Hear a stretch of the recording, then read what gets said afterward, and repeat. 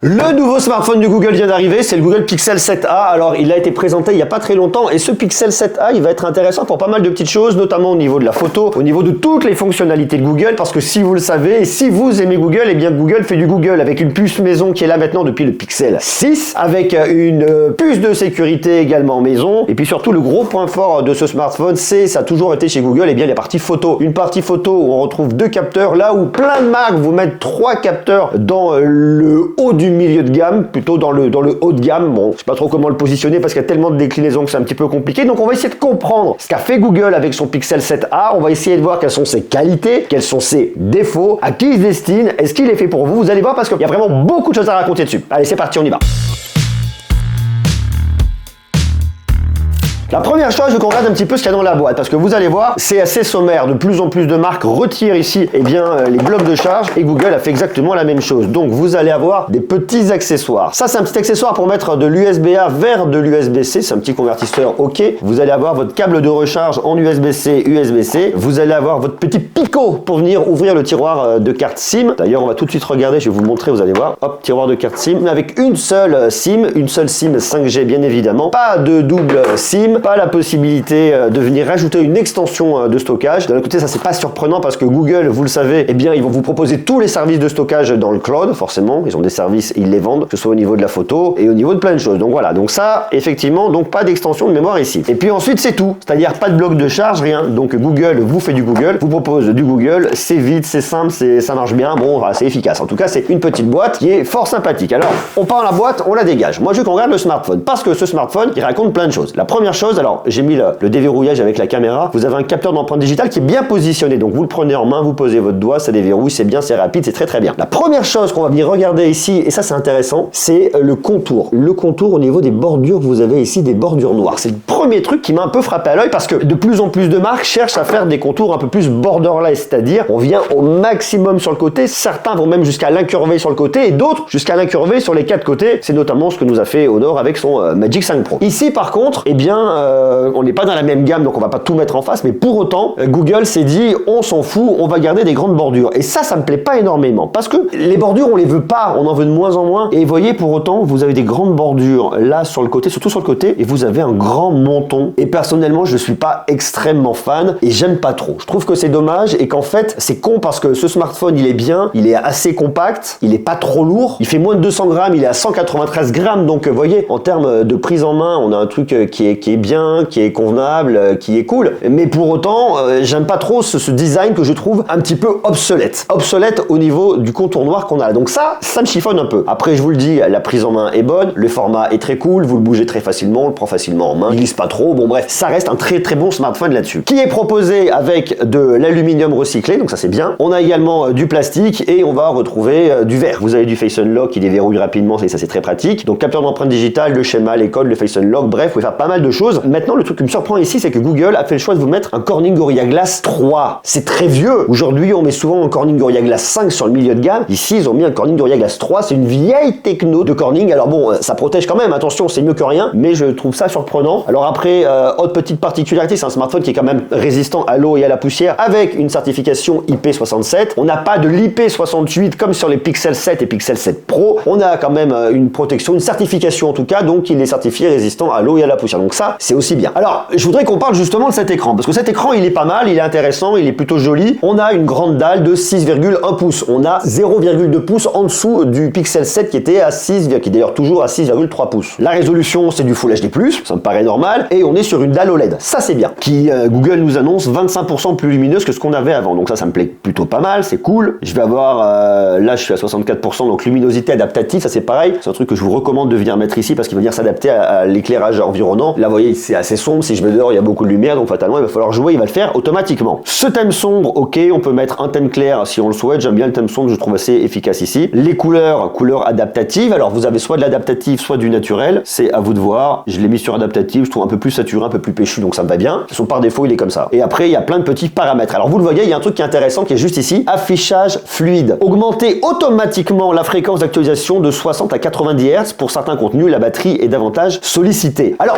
ça, why not, hein, je trouve ça bien, effectivement, plein de marques le proposent. Par contre, c'est pareil, c'est un truc que je trouve un peu dommage et un peu daté. C'est-à-dire que plein de marques, même des smartphones qui seront moins chers, et je vous donne le tarif dans quelques instants, proposent un taux de rafraîchissement qui va jusqu'à 120 Hz. C'est la norme aujourd'hui. Pourquoi est-ce que Google ici nous a mis uniquement un taux de rafraîchissement maximal de 90 Hz? C'est un choix qui est assez surprenant. Non pas que ce soit vraiment déconnant d'un point de vue purement technologique, mais par rapport au marché, par rapport à ce que proposent les concurrents, 90 Hz, ça peut être un peu déceptif et certains se diront, bon bah moi je vais pas aller là-dessus, je vais plutôt aller sur un autre smartphone qui lui sera beaucoup plus élevé en nombre d'images par seconde que ce que je vais avoir là. Donc vous voyez, bon, c'est pas non plus ouf ouf. Après, il y a un autre truc que je trouve pas ouf ouf et qui m'a un peu déçu, c'est l'expérience audio. Alors, en fait, regardez, je vais vous faire écouter, vous allez mieux comprendre. Vous avez deux haut-parleurs. Le premier haut-parleur, il va se situer par ici, c'est le haut-parleur principal, et le deuxième haut-parleur, il est situé là. C'est le haut-parleur que vous utilisez pour passer un coup de fil et le mettre en mode haut-parleur lorsque vous passez un coup de fil. Donc on aura un son un peu plus médium. Et donc là-dessus, il n'y a rien de surprenant, c'est un choix que beaucoup font. Sauf qu'ici, le son est quand même vachement médium et je trouve ça un peu dommage. Je le mets à fond, vous êtes prêts, on écoute. Là, c'est très étouffé. Et c'est dommage. Alors celui-là, là à droite, il est pas mal. Hein. Lui, là, franchement, il envoie du bois, mais lui, bon, il y a ce déséquilibre. Et c'est vrai que je l'entends. Alors, il y a plein de smartphones où fatalement, je vais l'entendre. Ça va être ici. Pour l'instant, c'est un rangement, gros placard, c'est très pratique, mais moi, j'ai pas besoin de ça. Pas besoin de tous ces placards-là. Donc... Bon, après, me direz-vous, est-ce bien grave? Dans l'absolu, non, mais bon, il faut essayer de venir un peu pondérer tout ça. Alors après, rassurez-vous, hein, vous allez pouvoir venir mettre des écouteurs sans fil Bluetooth grâce au Bluetooth 5.3. Donc là, ça fonctionne, c'est très actuel. C'est un petit bémol. Après, une fois de plus, très honnêtement, il est dans la course et c'est pas là-dessus que je vais venir le disqualifier. Donc pour moi, ça reste un smartphone qui fonctionne là-dessus. Ok, aucun problème. Mais que serait Google sans faire du Google? Et c'est ce que Google vient vous proposer ici, à savoir que c'est une expérience qui cherche en tout cas à être vraiment différente de ce qu'on va venir retrouver ailleurs. Et pour le coup, ils le sont. Pourquoi? Parce qu'en fait, Google, ils vont utiliser leur smartphone pour valoriser tous les services que Google propose. À commencer par Google Agenda. Vous voyez, là, je dois 40 € à Arthur. Donc dans 16 minutes, ça tendra quelques jours de plus, mais je dois donner de l'argent à Arthur. Bonjour Arthur, d'ailleurs, si tu regardes cette vidéo. J'ai la météo. J'ai plein de widgets que je peux venir ajouter et personnaliser. Exactement la même chose que j'ai sur les autres Google, les autres Pixel, Pixel 7, Pixel 7 Pro, c'est la même idée. Donc c'est vous proposer tous les services personnalisés de Google ici. Et ça, ils savent faire et ils le font très bien. Pourquoi? Parce que déjà, alors vous êtes sur la dernière version d'Android ici, c'est Android 13, on s'en doutera. Donc une fois de plus, Android 13, c'est bien, ça marche bien, c'est efficace, ça me plaît bien. Mais vous allez avoir également ce que Google appellera les feature drops. Et les feature drops, c'est quoi? Alors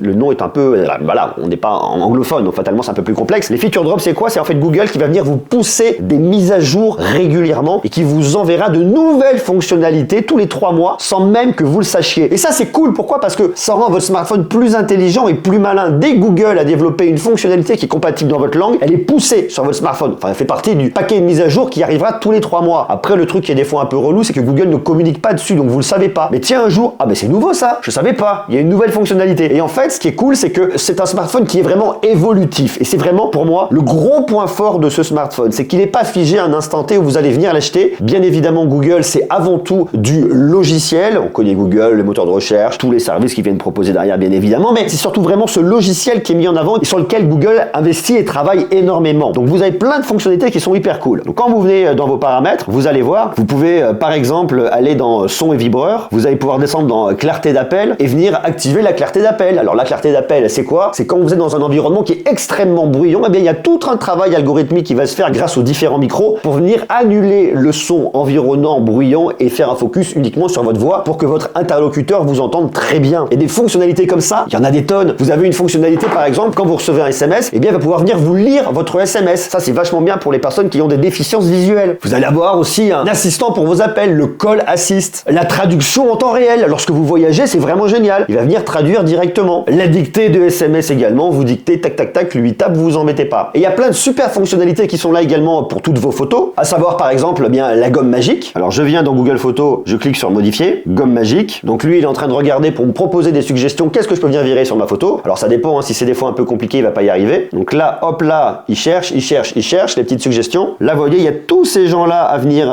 virer. Alors moi je lui marque tout effacé, on va voir comment il gère ça. Et vous voyez, j'ai une rue qui est quand même beaucoup plus propre. Alors il a eu un petit peu de mal ici, là, vous voyez. Mais si je reviens en arrière, tous ces gens-là sont là. Ils ont disparu. Ça me clean ma scène. Et ça, je trouve ça une fois de plus extrêmement bluffant. Bon, je vais le laisser parce que, hop là, j'en ai besoin pour plus tard. Donc, vous avez cette fameuse gomme magique. Là, par exemple, j'ai une photo. Si vous la trouvez un petit peu floue, ben, c'est pareil. Vous allez dans modifier. Vous venez dans vos paramètres. Vous allez dans outils. Et vous allez avoir, par exemple, anti-flou. Donc, lui, il va venir travailler pour rendre votre photo moins floue. Alors, bon, c'est pas la photo la plus floue du monde. Donc, c'est pas forcément ce qui va bien vous parler. Mais si vous avez, par exemple, une vieille photo que vous avez pris, j'en sais rien, une photo de votre mémé, de votre pépé qui est un peu floue, eh bien, vous la passez là-dedans. Ça vous la rend beaucoup beaucoup plus nette. Et je vous l'avais déjà montré avec le Pixel 7 Pro, il y a un côté un peu perturbant parce que vous avez l'impression qu'elle revit. Et ça, c'est quand même un peu bizarre. Mais pour autant, c'est cool. Alors, il y a plein de choses au niveau de la photo et de la vidéo et je vous en parle un peu plus tard. Mais vous voyez, il y a toutes ces fonctionnalités qu'on a ici avec Google. On peut utiliser son smartphone pour déverrouiller sa bagnole. On peut en faire énormément de choses. Je vous avais fait un live l'année dernière pour vous présenter plein de feature drop. Allez jeter un coup d'œil. C'était sur le Pixel 6a, mais ça reste très actuel. Il y a plein de nouvelles fonctionnalités qui sont arrivées. Donc, si vous aimez vraiment l'expérience logicielle et que vous voulez voir de nouveautés, savoir ce que vous propose votre Pixel, eh bien, sachez qu'ici, vous allez avoir des mises à jour régulières qui vont arriver. Et ça, c'est un très gros point fort de ce smartphone. Et tout ça, comment est-ce que l'a fait Google? Parce qu'effectivement, eh bien, Google, ils ont dû venir travailler différemment. Avant, Google intégrait dans ses smartphones des processeurs de Qualcomm, des Snapdragon. Ça dépendait bien évidemment du smartphone. Mais depuis le Pixel 6, eh bien, je vous l'ai dit, ils ont mis leur puce maison. La puce Tensor est arrivée, la G1 sur le Pixel 6, et avec le Pixel 7 est arrivée la G2. G pour Google. Donc, on a cette nouvelle puce qui est arrivée. Et cette nouvelle puce, elle sert à quoi? Eh bien, elle est optimisée pour tout ce que Google va chercher à faire, c'est-à-dire vous délivrer des services d'excellente qualité sur le traitement, la photo, la vidéo, bref, sur tout ce dont vous avez besoin pour ce produit signé Google. Alors, soyons clairs, attention, ça je vous l'ai déjà dit, c'est pas la puce où vous allez avoir le plus de performance. Non, c'est pas le cas. Donc vous n'allez pas avoir une puce avec énormément de performance. Si vous venez faire un benchmark sur AnTuTu, vous serez largement en dessous de ce que vous propose Qualcomm, même Mediatek. Sauf que ici, la réalité, c'est que Google, ils s'en foutent un peu d'être en haut du classement d'un AnTuTu par exemple. Eux, ce qu'ils veulent, c'est que ça marche vraiment bien avec tout ce que vous allez avoir à l'intérieur. Et ici, c'est le cas. Donc cette puce, elle est dédiée totalement à ce smartphone. Et en plus de ça, Google s'est dit, ok, avoir une puce qui marche bien, c'est cool, mais on veut aussi rajouter une grosse couche de sécurité. Et là, ils ont sorti, effectivement, alors c'est la nouvelle version, mais la puce Titan M2. C'est exactement le même niveau de performance et le même niveau de sécurité que vous avez sur les smartphones les plus hauts de gamme chez Google, Pixel 7 Pro. Donc ça, c'est cool. Alors après, ce qu'on pourrait venir reprocher, c'est qu'ici, on n'a que 8 Go de RAM, alors qu'on pourrait vouloir avoir, eh bien, un peu plus, un petit 12. Non, on a du 8 Go de RAM et on a un stockage unique en 128 Go de stockage. Alors je suis en 128, mais il vous marque pas ici la RAM, mais c'est du 8 Go de RAM. Et pour Google, c'est suffisant par rapport à ce qu'ils ont à vous proposer ici. Alors soyons clairs, c'est pas le smartphone qui va être dédié pour la performance brute, pour la grosse expérience de gaming. À ce moment-là, mieux vaut aller sur un smartphone qui vous proposera un Snapdragon 8 Gen 2. Mais bon, si vous voulez faire tourner plein de jeux du Play Store avec ce smartphone, vous n'aurez absolument aucun problème. Ça tournera, ça ira très bien. Donc bon, voilà, soyez quand même vachement rassurés. Et Google a voulu aller plus loin en termes de sécurité en vous proposant notamment bien le fait d'avoir un VPN avec Google One. Donc si vous voulez avoir votre VPN et que vous voulez être tranquille pour sécuriser vos connexions internet, eh bien vous en avez un directement ici maison. Et ça, c'est pas mal non plus. Maintenant, il y a un autre point à venir voir, c'est toute la partie de l'autonomie. L'autonomie, ça n'a jamais été le gros point fort chez Google, et ce Pixel 7a, c'est un peu la même histoire. Alors soyons clairs, Google est très honnête, hein. Ils vous disent pas vous avez 2 jours d'autonomie, ils vous disent vous avez 24 heures d'autonomie. Donc attendez-vous à le garder une bonne journée et à venir le recharger. Ok, sauf qu'ils vous disent vous avez un mode qui vous permettra de pousser beaucoup plus loin si vous avez vraiment besoin, avec un économiseur de batterie. Vous pouvez venir activer l'économiseur de batterie, et avec même l'ultra économiseur de batterie, vous pouvez venir choisir de mettre. Vous choisissez les applications que vous allez utiliser, les applications essentielles, et c'est tout. Vous voyez, vous venez de choisir vous directement. Donc ça va vachement brider votre téléphone et vous n'aurez pas accès à 100% des capacités de votre téléphone, mais ça vous permettra d'aller jusqu'à 72 heures d'autonomie. Bon, jusqu'à, attention, c'est l'extrême limite. Après, il faut savoir qu'ici, vous n'avez pas une très grosse batterie quand même, hein. Vous avez une batterie de 4385 mAh, et ce qu'on peut venir regretter, c'est que la charge n'est pas extrêmement rapide. Il vous annonce une charge rapide 18 watts. C'est pas foufou par rapport à ce qu'on retrouve sur le marché aujourd'hui dans cette gamme de tarifs, et j'y viens dans quelques instants. On s'attend à avoir des charges un peu plus rapides que du 18 watts. Surtout que là, on parle de 18 watts filaire, mais si vous allez en sans fil, vous arrivez à 7,5 watts. Et ça, c'est pareil pour moi, il se qualifie pas, et c'est pas bon, et c'est dommage. On aurait au moins un 25 watts, on dirait bon, ok, c'est pas trop dégueu, et de la charge sans fil 15 watts. C'est pas le cas. Ici, c'est divisé par 2. Donc, vous voyez, c'est tous ces petits trucs qui font qu'aujourd'hui, bon, en fait, et vous allez voir que petit à petit, on y arrive, c'est que ce smartphone, il est destiné aux personnes qui veulent du Google, qui aiment Google, qui veulent un Pixel, qui veulent un excellent Pixel, et qui veulent pas se prendre la tête et tout ça, un tarif extrêmement maîtrisé, mais qui s'en foutent de ce petit contour noir, qui s'en foutent de l'avoir de la recharge très rapide, et qui veulent juste une excellente expérience Google à un tarif un peu plus maîtrisé. Et puisqu'on parle de Google et de l'expérience Google, ils sont très forts dans un truc, c'est quoi? C'est la photographie. Ils sont très forts dans la photographie computationnelle. Et la photographie computationnelle, c'est quoi? Eh bien, c'est toute l'IA que vous allez avoir derrière. En fait, vous avez le smartphone qui va venir prendre sa photo, et ensuite elle va être traitée par des algorithmes derrière pour la maximiser et vous donner la meilleure photo possible. Google, pendant des années, a mis un seul capteur sur ses appareils photo en disant ça sert à rien. On sait faire très bien avec un seul capteur. Bon, ils se sont dit, on va changer un peu l'histoire, et on le voit que sur les Pixel 7 Pro, vous regardez, vous avez 3 capteurs, grand angle, ultra grand angle, téléobjectif. Là, sur le 7A, ils y sont allés un peu plus mollo, ce qui n'est pas déconnant par rapport à ce qu'on retrouve sur le marché, donc ça me surprend pas. Vous avez votre grand angle et vous avez un ultra grand angle, pas de téléobjectif. Ça, c'est ce que proposent également beaucoup de constructeurs, donc c'est pas déconnant. Vous allez avoir un grand angle de 64 mégapixels et un ultra grand angle de 13 mégapixels, sans oublier une caméra de selfie à l'avant qu'on vient retrouver juste ici, qui elle est également une 13 mégapixels. Bon, je vous montre le résultat dans quelques instants. Par contre, le truc qui est intéressant, intéressant ici, c'est que lorsque vous voulez venir faire de la vidéo, eh bien, on peut venir faire de la vidéo sur tous les capteurs directement en 4K à 30 images par seconde. Alors, on peut monter sur le grand angle jusqu'à 60 images par seconde, ça c'est possible, mais par contre, sur l'ultra grand angle et sur la caméra de selfie, vous pouvez filmer jusqu'en 4K à 30 images par seconde. Donc ici, vous n'attendez pas à avoir de téléobjectif, il va falloir vous contenter d'avoir un zoom numérique qui ira jusqu'en x8 et uniquement jusqu'en x8. Comme ça évitera aussi de venir dégrader la qualité de la photo. Qui dit pixel, dit photo, dit belle photo. On va regarder effectivement si ce Pixel 7a et comme les autres fait vraiment de très très jolies photos. Alors déjà regardez, photo prise au grand angle, à l'ultra grand angle, moi je trouve ça vraiment efficace, ça marche bien, que ce soit au niveau du ciel et ci et ça, c'est très très très beau. On continue ici une petite balade dans Clermont-Ferrand, c'est vraiment très très bien maîtrisé, très jolie lumière sur la cathédrale. L'ultra grand angle va bien, alors on aura perdre un peu en précision sur les côtés, mais ça c'est normal et il n'y a rien qui est de bien déconnant ici. Alors on va pas venir trop zoomer, on peut venir zoomer un tout petit peu mais pas trop parce que on est que sur du numérique et vous voyez ça ne va pas du tout jusqu'en x8, c'est pas terrible. Alors on peut pas faire de macro sur ce smartphone, Google est vraiment allé à l'essentiel. Et c'est ça qui me plaît énormément, c'est-à-dire que vous avez uniquement 2 capteurs et ces 2 capteurs vont faire le job. Donc ici on met pas de macro, ici on met pas de téléobjectif, ici on va pas mettre plein de capteurs pour mettre des capteurs, on met que ce qui marche, que ce qu'on attend et ça c'est vraiment bien. Donc on va se dire effectivement c'est un smartphone avec 2 capteurs, là vous en avez plein moins cher avec 3 capteurs mais qui ne servent vraiment à rien. Donc ce qu'on a ici, certes on peut venir faire un x2 numérique sur de la nourriture pour obtenir un côté un peu macro vite fait, hein, histoire de se marrer, mais c'est pas mal, hein, franchement le résultat est quand même correct. Vous voyez c'était bon ces pâtes là, je me suis fait plaisir. Sur des petites fleurs, on va pas trop aller loin mais on peut venir faire des choses, se rapprocher un peu, c'est très très cool. Vous voyez, je vous montre très rapidement. Il fait beau, hein, on est au bord de la mer. Regardez le rendu, les couleurs sont très naturelles. Je trouve ça vraiment bien et très très joli de boulot de Google. Regardez ça là. Sur le grand angle, c'est magnifique. L'ultra grand angle est aussi super joli. J'aime bien parce que c'est pas sursaturé. Si vous regardez au fond, vous voyez, vous n'avez pas une espèce de vert sursaturé. Le bleu est très naturel, donc tout reste très doux et très naturel. En plus, les capteurs entre le grand angle et l'ultra grand angle sont les mêmes. Donc c'est très maîtrisé, c'est très rare ça. Hein. Donc ça, c'est vachement bien ce qu'a fait Google ici. En sachant qu'effectivement, la force de Google, c'est la photographie computationnelle, c'est l'ordinateur derrière qui bosse et on a une vraie cohérence entre le grand angle, l'ultra grand angle, c'est beau, c'est maîtrisé. Donc là, c'est pour moi un très gros oui, très très très gros oui et je vous le montre, on zoome, mais ça sert strictement à rien. Et vous allez regarder plein de photos dans l'ensemble, on va avancer, vous allez voir que c'est vraiment super joli. Alors c'est déformant, attention, l'ultra grand angle, faut pas le shooter n'importe comment, mais par contre, je trouve ça vraiment très très beau dans un sens, dans l'autre, voilà. Donc vraiment très très très joli travail qui a été fait ici de la part de Google avec le soleil en face, vous voyez, aucun problème. Et globalement, j'adore vraiment le rendu photo qu'on a ici qui est neutre, coucou avec mon Elliot, qui est beau, vous voyez, avec le contre-jour là, j'ai bien la lumière là, rien n'est cramé, tout est maîtrisé, tout est juste, tout est bien balancé, bien exposé, j'adore. On peut s'amuser à faire de la création, vous voyez, dans l'espèce de petits trous en haut là, on va faire des petites créas, je vais me marrer. Donc voilà, non, vraiment très très très bien. Donc la photo de jour, c'est pas moi qui l'ai mis au sol, le papier greux était déjà là, vous voyez. Voilà, donc moi c'est un très très très gros oui ici, regardez ça comme c'est magnifique, ça c'est à Marseille.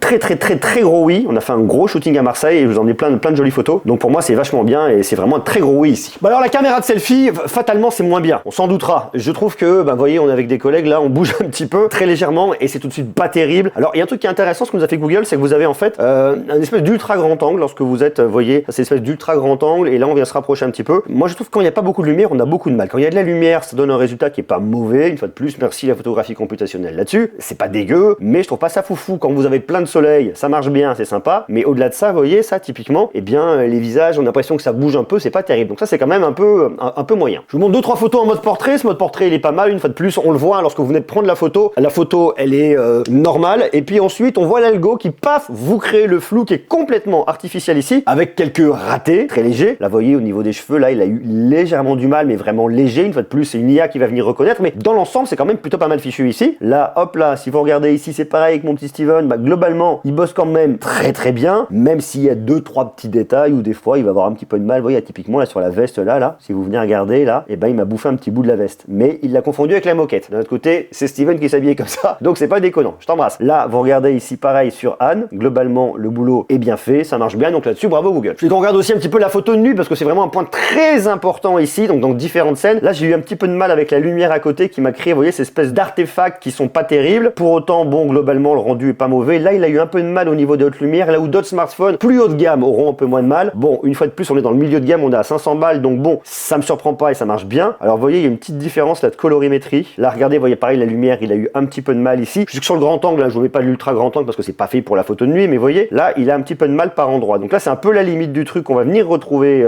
ici. Là pareil vous voyez les lumières il a du mal. Voilà là effectivement c'est la différence qu'on a avec les autres modèles, le Pixel 7 Pro et le Pixel 7 bien qu'on ait le même processeur ici. Vous voyez là les lumières, hop paf, les feux ici, là il en veut pas, il a du mal. Bon j'essaie de vous faire des photos comme ça mais par contre globalement c'est pas mal fichu, ça dépend, ça c'est naze complet. Vous voyez là une fois de plus les lumières, il y a l'impression d'avoir des soucoupes volantes dans le ciel là vous voyez. Donc si vous voyez des ovnis en photo, ça vient de votre smartphone, hein, c'est pas des ovnis, hein, soyons clairs. Là, à Munich, globalement, le rendu est pas mal. Alors en ville, c'est plus maîtrisé que lorsque vous avez vraiment que de la nuit, peut-être parce que vous avez plus de lumière, donc c'est un peu mieux pour lui. Mais une fois de plus, vous voyez, un petit peu cramé ici. Sinon, bon, dans l'ensemble, les photos de nuit sont sympas. C'est une photo prise avec la caméra arrière, hein, ça vient lisser un petit peu le visage là. Je trouve ça pas foufou, mais sinon, on arrive quand même à sortir des choses qui sont globalement pas mauvaises. Regardez même là, dans un taxi avec Sofiane, je trouve que c'est pas mal ce petit jeu de lumière. Donc on a quand même un smartphone qui est magnifique en photo de jour. Là vraiment il n'y a rien à dire. La nuit il est un petit peu en dessous mais il coûte 500 balles, on comprendra. La caméra de selfie elle est moyenne aussi, mais une fois de plus il coûte 500 balles. Donc pour moi en termes de promesses et de rendu photo dans cette gamme de tarifs, c'est un oui, un grand oui. Donc c'est un smartphone qui a toutes les technos. On a bien évidemment du Wi-Fi 6E, on a bien évidemment de la 5G, il est très actuel, il est donc performant, il a les dernières technos, il est certifié, il est bien. Alors pour moi il y a quelques petits points, vous voyez, quelques choix qu'a fait Google qui sont quand même surprenants, mais ça reste un bon smartphone parce qu'il est performant dans l'univers Google. Donc si vous recherchez un smartphone 100% Google dans l'univers Google avec toute l'expérience Google et toutes ces nouveautés, ces mises à jour qui sont poussées régulièrement, le Pixel 7a est très cool et vous pouvez y aller sans aucun problème. C'est un excellent smartphone. Alors le tarif, parlons-en, il est là, regardez, je m'affiche. Le tarif. Alors, il est proposé au tarif de 509 €. Ça reste un tarif quand même qui est très maîtrisé. Alors, 509 €, c'est intéressant parce qu'il faut mettre ça un peu en perspective. Si vous regardez le Pixel 7, il est proposé à 649 €, donc 150 balles en gros de plus. Ce qui est quand même une certaine somme, soyons clairs. Mais j'ai trouvé le Pixel 7 sur une marketplace en neuf à 520 €. Donc en fait, c'est quasiment le même tarif. Donc la question aujourd'hui à se poser, c'est est-ce que je vais acheter mon Pixel 7a directement dans le commerce, sur tous les revendeurs que je connais où ça me rassure, où j'ai tous les SAV, ci et ça, ou alors est-ce que je peux aller voir sur une marketplace et trouver mon Pixel 7 pour beaucoup moins cher? C'est une vraie question. Alors attention, une fois de plus, regardez où est l'acheteur, est-ce qu'il est en France, est-ce qu'il est en Europe, quelles sont les garanties, quelles sont les notes. Faites attention lorsque vous achetez sur une marketplace, même si c'est sur des marketplaces sérieuses, ce ne sont pas eux qui vont gérer les garanties, le SAV, c'est le vendeur derrière. Donc des fois les tarifs sont très alléchants, mais il faut vraiment venir regarder qui est le vendeur pour pas être surpris et pas avoir de problème le jour où potentiellement il pourrait y avoir un problème. Alors je vous dis 509 € dans la version 8 Go de RAM, 128 Go de stockage, version unique, mais à savoir que eh bien vous avez en l'achetant 3 mois de YouTube Premium offert. Donc bon, why not, si vous voulez vous faire plaisir avec un YouTube Premium, pourquoi pas, vous pouvez le faire. Donc voilà, ce smartphone, moi, il est cool, il est intéressant. Il y a quelques petits détails que je trouve pas extrêmement cohérents qui est venu faire Google ici. Après, vous savez, Google, des fois, ils font des choses. C'est du Google, c'est comme ça. Mais si vous voulez un smartphone vraiment Google, avec la vraie expérience Google, avec un bon photophone et qui fera des trucs très cool, Pixel 7a sans aucun problème. Il est bien, le tarif est maîtrisé, c'est pas déconnant, je l'aime beaucoup. Voilà, donc maintenant, dites-moi vous ce que vous en pensez. Qu'est-ce que vous pensez de ce Pixel 7a? Est-ce qu'il vous plaît, vous hype, vous intéresse, vous plaît pas du tout? Marquez-moi ça bien évidemment dans les commentaires. On se retrouve très bientôt pour continuer à parler de tech, parler de Google, mais pas que. Ça c'est chouette. Je vous embrasse, à bientôt. Ciao.